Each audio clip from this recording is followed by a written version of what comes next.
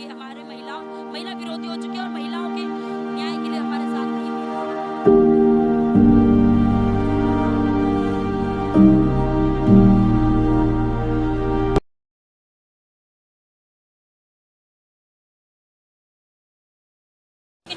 नमस्कार दोस्तों, मैं आपका साथी आपका दोस्त चंद्रजीत शर्मा। इस समय हम खड़े हैं जंतर मंतर पर और कल रात को यानी 3 तारीख की रात को यहाँ पे जो हुआ वो पूरे देश ने देखा। पिछले कई दिनों से देश की बेटी और वो मेडलिस्ट जो भारत के लिए मेडल लेके आई हैं, भारत का नाम रोशन किया है, वो अपने लिए यहाँ इंसाफ की मांग कर रही हैं। ऐसा ही एक प्रदर्शन कल दिल्ली यूनिवर्सिटी में हुआ था और ये देखिए, ये वो एक देश की बेटी है जिसके पूरे पैर में ये देखिए प्लास्टर लगा हुआ है। और कल वो भी खबर लोगों ने देखी होगी किस तरीके से पुलिस ने वहां पे बर्बरता बरती थी। आइए बात करते हैं। आपका नाम क्या है? मेरा नाम प्रिया है। और क्या हुआ था कल दिल्ली यूनिवर्सिटी में? कल हम पीसफुल प्रोटेस्ट कर रहे थे रेसलर के समर्थन में। उसके बावजूद भी दिल्ली पुलिस द्वारा के जो धारा 144 है वो मेन गेट पे लगाई गई थी। हम बैक गेट पे, ना कि दिल्ली यूनिवर्सिटी के अंदर, हम बैक गेट पे पीसफुल प्रोटेस्ट कर रहे थे। उसके बावजूद भी दिल्ली पुलिस द्वारा एक बर्बरता के द्वारा हमें डिटेन करा गया है और वो भी ऐसे जानवरों की तरह हमें बाल खींच के उठाए गए हैं, हमारे कपड़े तक यहाँ तक उठ के आ गए हैं। उसके बावजूद हमें खींच के लिए मेरे पैर में चोट लगने के बावजूद भी मुझे कम से कम आधा किलोमीटर खींच के ले जाया गया और बस में ऐसे धकेला गया कि ऐसे हम जानवर हो। नहीं तो ये पुलिस जो बेटियों के साथ ऐसा हो रहा है, ये वही सरकार है जो कहती है बेटी बचाओ बेटी पढ़ाओ। उससे 4 गुना पुलिस फोर्स आप देखिए उनकी कथनी और करनी में दोनों में बहुत फर्क है। जो एक नारा देती है कि नहीं बेटी बचाओ बेटी पढ़ाओ, उसके बावजूद भी वो ना बेटियों का साथ दे रही है ना बेटियों को पढ़ा रही है। जो बेटियां पढ़ के आगे बढ़ रही है, विरोध कर रही है, उनको दबाया जा रहा है, उनको मारा जा रहा है, उनको मोलेस्ट करा जा रहा है। और जो मोलेस्टेशन के खिलाफ प्रदर्शन कर रही है इतने दिनों से, जो हमारी रेसलर्स में फीमेल साथियां हैं वो प्रदर्शन कर रही है, उसके बावजूद भी उनके लिए कुछ नहीं करा जा रहा। आखिर ऐसा कौन सा गुनाह आप लोगों ने कर दिया इंसाफ मांग के कि ये हालत हो रही है देश की बेटियों की? मैं ये बताना चाहूंगी, जब लड़कियों के साथ ये गलत काम होता था तो उसके लिए कोई पर्टिकुलर वर्ड नहीं था। उसके बाद महिलाओं ने लड़कर वो वर्ड यूज करा, जैसे मोलेस्टेशन हो गया, रेप हो गया, ये चीजें हमें लड़कर मिली हैं। उसके बावजूद भी हमें हमारे साथ हरकतें होती हैं, उसको ये क्या कहते हैं, छोटा सा मिसबिहेव हो गया। आईपी कॉलेज के लिए कहा था छोटा सा मिसबिहेव हो गया। महिलाओं जो रेसलर्स महिलाएं हैं उनके साथ ये हरकतें हो रही हैं, उसके बावजूद भी सरकारें इन पे ध्यान नहीं दे रही। आप क्या कह सकते हैं उनके बारे में कि ये सरकार हमारे साथ नहीं उन रेपिस्ट के साथ है जो महिलाओं के साथ गलत करते हैं। एक सांसद, एक मंत्री इतना बड़ा हो गया है कि आज उसके सामने देश की बेटियां छोटी हो गई है, उनको इंसाफ नहीं मिल रहा। इस पे क्या कहेंगे आप? हमें इस बात पर रोना आता है कि जिन सांसदों को, जिन जो नेताओं को हम अपने वोट के द्वारा बनाते हैं वही हमारा दुख नहीं समझते, वही हमारे भक्षक बन जाते हैं। जिनको हम अपने रक्षक के लिए चुनते हैं वो हमारे भक्षक बन के हमारा ही शोषण करते हैं। और उसके बाद जिनको हम अपने एक नेतृत्व के लिए चुनते हैं कि हाँ हमारा नेतृत्व करेंगे, नहीं उनका ही वो भक्षकों का साथ देते हैं। जो हमारी सरकारें हैं, जो हमारे मोदी जी, जो बीजेपी के मेन लीडर हैं, वो कुछ उनका साथ दे रहे हैं, रेपिस्ट का साथ दे रहे हैं। आपको शर्म आनी चाहिए कि अब बेटियों के जो कहते हैं भारत माता, हम अपने देश को क्या बोलते हैं कि भारत माता है, उसके बावजूद भी हमारे देश की माताओं बहनों के साथ ये चीजें हो रही है। वो तो इलेक्शन में बिजी है, उनके पास तो समय नहीं है शायद आपका ये गुहार, आपके ये दर्द सुनने के लिए। उनको ये सोचना चाहिए कि इलेक्शन से ज्यादा इम्पोर्टेंट आपके देश की बेटियां हैं आपके लिए, क्योंकि जो आपके लिए बाहर जाके आपके लिए लड़ रही हैं, आपके देश के लिए खेल रही हैं, आपके गौरव को बढ़ा रही है। जब वो मेडल लेके आती तब तो आप बड़े खुशी में बोलते हो कि हमारे देश की बेटियां मेडल लेके आई। आज आपके देश की बेटियां रोड पे बैठी है, अपने अधिकार के लिए प्रदर्शन करे, तब आप क्यों नहीं बोले कि हमारे देश की बेटियों के प्रॉब्लम हो रही है कि हम उसका सॉल्यूशन करें? लगता है कि बेटी होना गुनाह हो गया देश में। हमें भी यही लग रहा है कि बेटी होना गुनाह हो गया, क्योंकि आप सोचिए अगर एक बेटी अपने अधिकारों के लिए, अपने हुए गलत कामों के लिए रोड पे आके बता रही है, प्रदर्शन कर रहे हैं, उसके बावजूद आप उसके साथ गलत कर रहे हो, उसके पैरों को तोड़ रहे हो, उनको बालों से पकड़ के खींच रहे हो। और उसके बाद आप ये सोचिए 16 साल की लड़की के साथ जब उनको करते हुए शर्म नहीं आई तो हम क्या उम्मीद कर सकते हैं उनसे कि वो बड़ी लड़कियों के साथ जो हम प्रदर्शन करें, हमारे साथ क्या करेंगे? 16 साल की एक मासूम बच्ची थी, वो रेसलर थी, उनके साथ ये हरकतें करें, उनका प्रॉक्सो का केस भी लगा है, उसके बावजूद भी उनका अरेस्ट नहीं करा गया। जिस तरीके से डीयू में कल घसीट घसीट के आप लोगों को लाया गया था, आपको अरेस्ट किया गया था, आप लगता है कि उनकी भी बेटियां होंगी जिन्होंने आपके साथ ऐसा किया? हमें इस बात की शर्म है कि हम महिला होने के बावजूद भी जो महिला कांस्टेबल है उन्होंने हमारे साथ ऐसा करा। उन्होंने हमारे कपड़े तक उठा के यहाँ तक कर दिए थे खींचने के डिटेनिंग के दौरान। हमारे पैर पे इंजरी हुई है, हमारे बहुत सारे साथी हैं उनको नाक पे, किसी के जो मेल कांस्टेबल है उन्होंने जबरदस्ती फीमेल कांस्टेबल को हटा के फीमेल जो डिटेन कर रही थी महिलाओं को उनको खींचा गया था। यानी अब अंत हो गया है इसका, अब आर पार की लड़ाई है आप लोग। यस। कल जिस तरीके से दिल्ली यूनिवर्सिटी में हुआ, आपके एक साथी को इतनी चोट लगी बर्बरता बरती के पुलिस के द्वारा, ये कैसे देखते हैं? क्या देश के बेटियों के लिए सेफ है अब?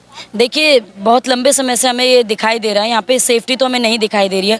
जो इतनी बड़ी संख्या में हमारे पास पुलिस है, ये एक तरफ हम देखें हमारे पास है कि पुलिस है, लेकिन वो काम किसके लिए कर रही है ये बहुत ज़रूरी है कि वो रक्षा कर सकती है बेटियों की, लेकिन यहीं पे समर्थन में जो महिलाएं बैठे हैं या रेसलर्स बैठे हुए हैं, पहलवान महिलाएं या पुरुष बैठे हैं, आंदोलन कर रहे हैं न्याय की गुजारिश के लिए जंतर मंतर पे, और उन्हीं के समर्थन में हम दिल्ली विश्वविद्यालय पे क्रांतिकारी युवा संगठन और अन्य स्टूडेंट जो है वहाँ पे समर्थन के लिए, रेसलर्स के समर्थन के लिए प्रदर्शन करते हैं।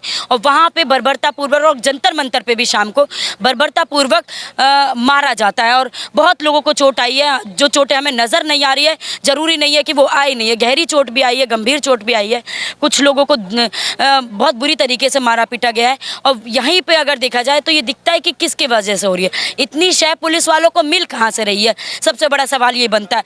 तो ये साफ साफ हम देखेंगे जो सरकार है, जो आज की मौजूदा सरकार है, वो पुलिस प्रशासन को जिस तरीके से आगे नियम कानून बता रही है, तो वो हमारे रक्षक तो हमें दिखाई नहीं दे रहे हैं। तो चुप है, पुलिस कर रही है जो कर रही है, तो ऐसे में क्या देखिए, आप लोगों के सपोर्ट में आएगी? देखिए, सरकार तो सपोर्ट में हमारे अभी कभी भी नहीं दिखाई दी है।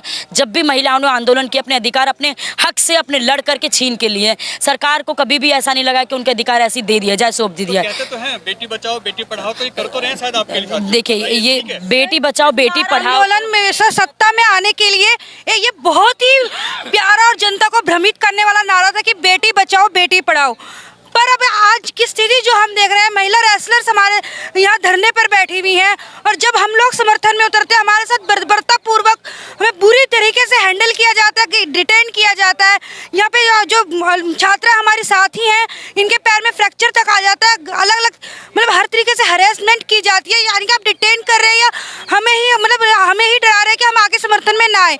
जो बीजेपी, मैं ये कहना चाहूँगी यहाँ से कि जो बीजेपी सरकार है वो एक मनुवादी सरकार है, वो चाहती है ना तो लड़कियां पढ़े ना बचे। ये जो नारा था उसका, ये सिर्फ अमीरों की बेटियों के लिए था, क्योंकि आज हम देखते हैं दलित महिलाएं या कितने ही ऐसे रेप केस हैं जो फाइलों में दर्ज ही नहीं होते। कारण कल डराया गया था आप लोगों को जिस तरीके से वहाँ पे आप लोगों के साथ। देखिए सर, कल हम वहाँ शांतिपूर्वक प्रदर्शन कर रहे थे, हमें गिनती के 2 मिनट नहीं हुए थे प्रदर्शन करते हुए, पुलिस वाले आए, घसीट के हमें डिटेन करके ले गए। उन्होंने हाथापाई करी। 144 लगी थी, आपने तोड़ी है। हमने कुछ वहाँ 44 जो लगी थी वो गेट नंबर 1 पे लगी थी, और दिल्ली पुलिस पूरा झूठ बोल रही है, बल्कि दिल्ली पुलिस पे कार्रवाई होनी चाहिए। अगर ये सरकार हमें कहती है ना हम बेटियों के साथ हैं, बेटियों की रक्षा करेंगे, तो यहाँ पे आज दिखाने की आर पार की करने की जरूरत है। जो दिल्ली पुलिस झूठा बोल के गेट नंबर 1 पे उन्होंने 144 धारा लगाई थी, हम लोगों ने वहाँ पे प्रोटेस्ट किया ही नहीं है। हमने गेट नंबर 4 पे किया था, तो गेट नंबर बैक गेट पे किया, बैक गेट पे किया था। वहाँ कौन सी धारा लगी थी? वहाँ आके हमें जबरदस्ती घसीटा गया। एरिया में ही धारा 144 वो सिर्फ गेट नंबर में तो हम थे ही नहीं, हम यूनिवर्सिटी के गेट के बाहर थे। और यहाँ पर पे जो महिला गार्ड थी और जो पुलिसकर्मी थे और जो महिला पुलिसकर्मी थी, उन्होंने बहुत बेदर्दी से, खुद फीमेल होते हुए भी फीमेल का दर्द नहीं समझा, घसीट के ले जाया जा रहा है। किसी का हाथ वहाँ खींच रहे हैं, किसी का पैर वहाँ खींच रहे हैं, चारों दिशाओं में महिलाओं को घसीटा गया है। उसी दौरान इसका पैर पूरा उठा के उसके सर तक लगा दिया गया है। तो ये दिखाई देता है जो महिलाएं हमारे लिए रक्षा करेंगी पुलिसकर्मी, तो ये दिखाई दे रहा है कि वो हमारे रक्षक के लिए तो है ही नहीं है, वो हमारे साथ है ही नहीं। तो ये पता चलता है कि बीजेपी सरकार है, जो मौजूदा सरकार है, वो क्यों ऐसे इनको गाइड कर रही है। और यहाँ पे जो घटना होती है जंतर मंतर पे, थोड़ी दूर में ब्रजभूषण का घर है, तो इनको शय क्यों मिल रही है? क्योंकि यहाँ पे सरकार हमारे साथ नहीं है।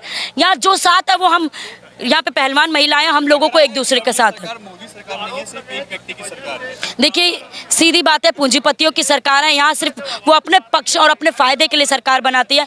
जो बीजेपी का लीडर है या बीजेपी के उस साथ है, उन लोगों का साथ देती हुई सरकार दिखाई दे रही है। रेपिस्टों की सरकार दिखाई दे रही है, क्योंकि उसी में उनको न्याय नहीं मिलता है। पुराना इतिहास देखा जाए तो बिल्किस बानो के केस में भी रेपिस्टों को माला पहनाई गई है। तो ये साफ नजर आता है कि सरकार हमारी महिलाओं के लिए, हमारे महिला विरोधी हो चुकी है और महिलाओं के न्याय के लिए हमारे साथ नहीं दे रही है। बच्चियों को डर लगता है कि अब देश में बच्चे सेफ नहीं है। देखिए, बच्चियों को डराया जा रहा है कि वो डरे, लेकिन बच्चियां डरेंगी नहीं। जिस तरीके से कल हमें घसीटा गया, मेरा हाथ पकड़ के पूरा मोड़ दिया, अभी तक उसमें दर्द है, पकड़ के वैन में बिठाया गया। मेरे जो बाकी साथी थे उनको इतनी गंदी तरीके से घसीटा गया कि उनके कपड़े तक फाड़ दिए गए हैं। उसके बाद जब हमें वैन में डिटेन करके लेके गया, ये हमारी साथी हमारे साथ थी। उसके बाद जब हमने कहा कि पहले मेडिकल कराइए फिर वैन को आप लेके जाइए दिल्ली पुलिस स्टेशन, उसके बाद भी वो पहले मेडिकल नहीं कराया। बीच बारिश में बस रोक दी गई, कोई उनका हेल्थ ऑफिसर नहीं आया। हमने कहा कि पहले आप डॉक्टर को बुलाइए, कह रहे डॉक्टर आराम से आ रहा है। हमने कहा जब मरीज मर जाएगा तब अगर आपके ऑफिसर्स को चोट लगती है तो क्या तब भी वो आराम से आता है? 1 घंटा हम लोग वहाँ बस में बैठे रहे, कोई ऑफिसर नहीं आया, उनका हेल्थ ऑफिसर, कोई डॉक्टर नहीं आया। एक फीमेल कांस्टेबल आई थी जो फर्स्ट एड का बॉक्स लेके आई थी, वो फीमेल कांस्टेबल जिन्होंने खुद उन्हें मारा था वो आई थी। और एक बात बताइए, अगर किसी को चोट लगती है तो वो हॉस्पिटल जाता है या पुलिस स्टेशन जाता है? पुलिस वाले इलाज करेंगे। उसके बाद 1 घंटा जब रुकने के बाद हमने इंतजार किया कि अब कोई नहीं आ रहा है, तब हमने एम्बुलेंस बुलाई है। एम्बुलेंस बुला के फिर हम उन्हें हिंदू राव हॉस्पिटल लेके गए हैं। उसके बाद बिना डॉक्टर को बुलाए वो पहले ही हमारे नाम वगैरह लेने शुरू हो गए। एक बात बताइए, किसी की पहले जान प्यारी है या उन्हें इंफॉर्मेशन चाहिए?